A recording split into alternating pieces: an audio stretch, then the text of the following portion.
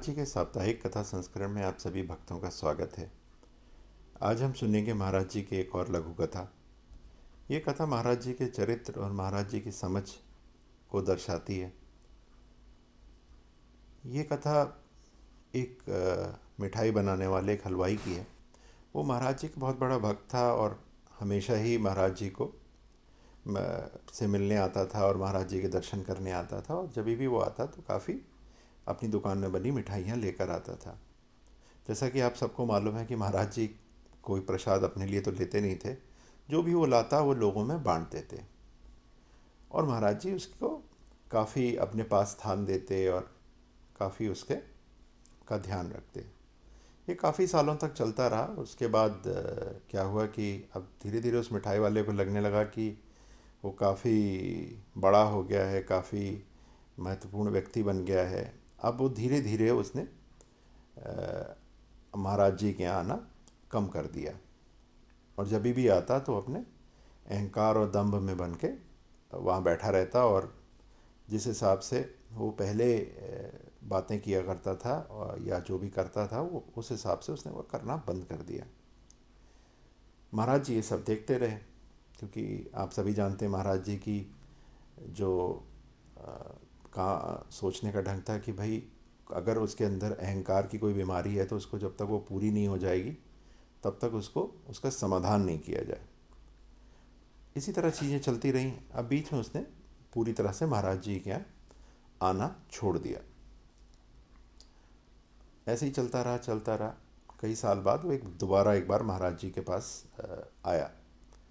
तब जब वो आया तो साथ में कुछ अपनी दुकान में बने मिठाई के डिब्बे लेकर आया। जब वो पहले जो और वो मिठाई के डब्बे इतने छोटे थे कि जो साधारण लोग आते हैं, जो जन मतलब हमेशा जो वो डिब्बे देते हैं महाराज जी के भोग के लिए, वो उनसे भी काफ़ी छोटा डिब्बा लेकर आया। और मौके की बात ये थी कि उस समय भंडारा चल रहा था। तो जब वो आया उसने महाराज जी को वो जो छोटे छोटे डिब्बे लेकर आया था वो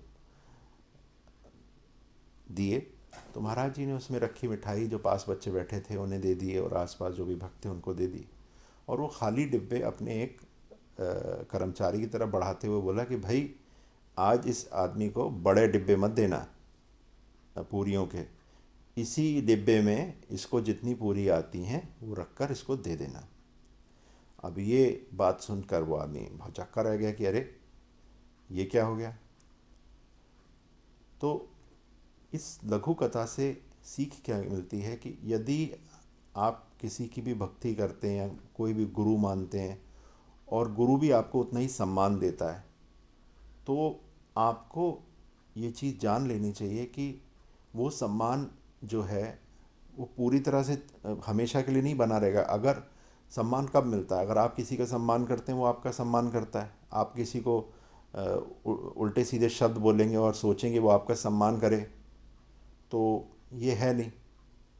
हम लोग देखते हैं कि हमारे घर में बड़े बुजुर्ग रहते हैं, हमारे माता पिता रहते हैं, हम उनका कोई सम्मान नहीं करते, हम अपनी माता का कोई सम्मान नहीं करते, और हम सोचते हैं कि हमारी माता हमें उसी तरह से अपने पास बिठाए करे। माता और पिता तो ज़रूर करेंगे आपको, पर गुरु का काम आपको मार्गदर्शन देना है, गुरु ऐसा नहीं करेगा। तो इस कहानी से महाराज जी ने क्या किया, जो आदमी हवा में उड़ रहा था, जिसे लगने लगा था कि हाँ भाई मैं तो बहुत बड़ा व्यक्ति बन गया हूँ, बहुत बड़ा पैसे वाला धनाढ़ व्यक्ति बन गया हूँ, तो महाराज जी ने उसको सीख दी कि जितना तुम किसी के लिए करोगे उतना ही वो आपके लिए करेगा।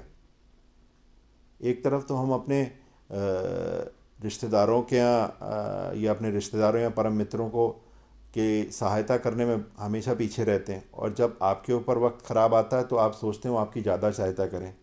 तो जितना बड़ा पूरी का डिब्बा या मिठाई का डिब्बा आप अपने दोस्तों को, अपने माता पिता को या अपने रिश्तेदारों को देंगे, उतना ही आपको मिलेगा। ऐसा नहीं हो सकता कि आप किसी को कुछ नहीं दें और वो आपको की सहायता कर दें। हाँ, माता पिता के के साथ ऐसा हो सकता है कि आप उनके साथ कितनी बदतमीजी करें वो आपकी मदद करें या आपके लिए खड़े रहें, पर बाकी जो दुनिया के लोग हैं वो नहीं खड़े रहेंगे।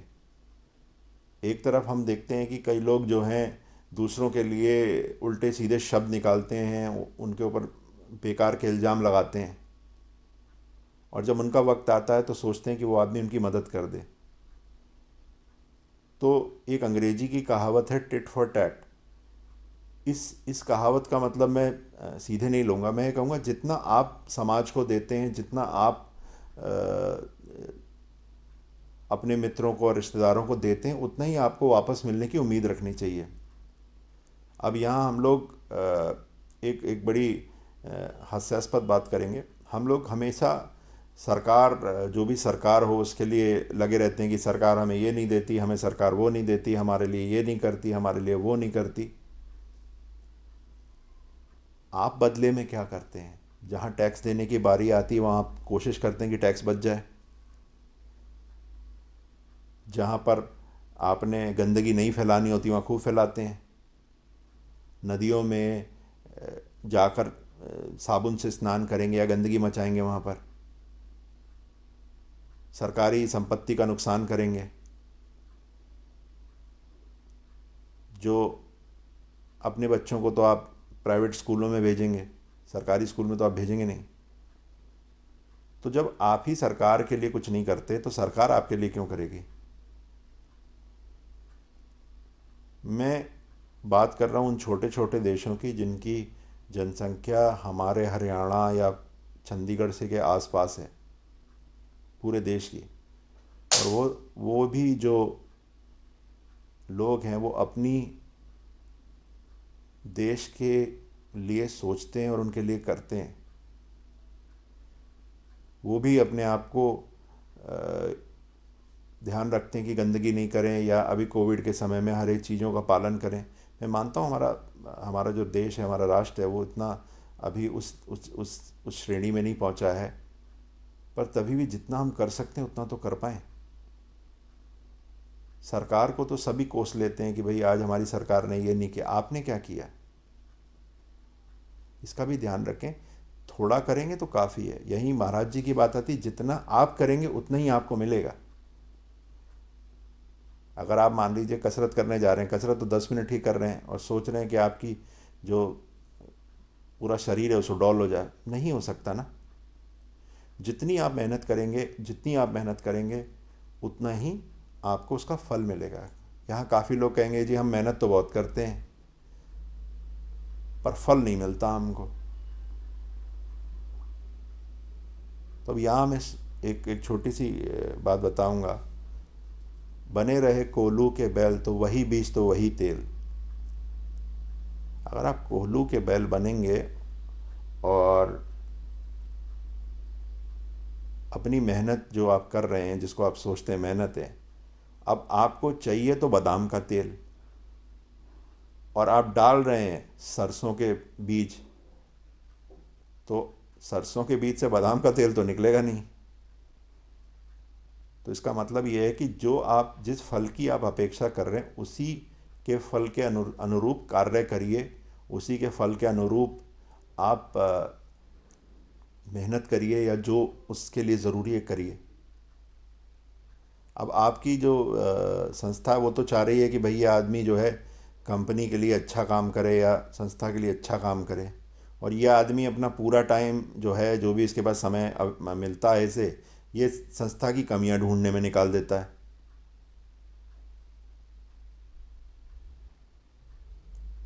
एक बड़ी आपको विचित्र घटना बताऊंगा। मैं जिस जहाँ पर मेरे साथ एक कर्मचारी काम करते थे। तो एक बार भाई मेरे साथ वो बैठे और उनकी बहुत अच्छी आदत थी, हमेशा ही लोगों को गलत सलत, मतलब वो बातें बताते थे उस संस्था के बारे में जो कि जिससे दूसरे आदमी को लगे कि संस्था सही नहीं है। तो हुआ क्या, एक बार हमारे जो मालिक थे उनको ये बात पता चल गई, जो मालिक साहब थे उनको ये बात पता चल गई कि ये क्या करते हैं। तो मालिक साहब ने उनको एक दिन बिठाया और एक एक कागज़ पन्ना पेन दिया कि भाई लिखो। तो उन्होंने, मालिक साहब ने वो सारी बातें बताई जो जो संस्था थी उनके लिए अच्छा करती थी, और वो पूरा पन्ना भर गया।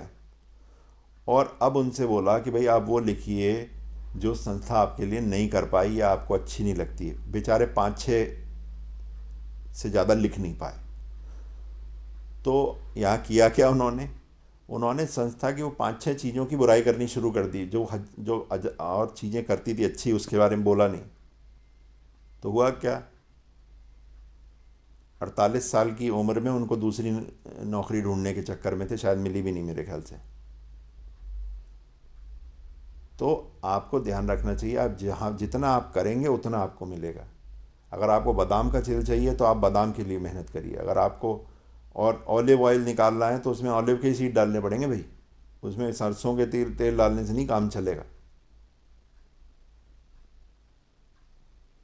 जब आज की तारीख में राइस ब्रांड से भी तेल निकल जाता है तो आप समझिए कितनी मेहनत करने का समय है, हाथ पे हाथ रख के बैठने का समय नहीं है।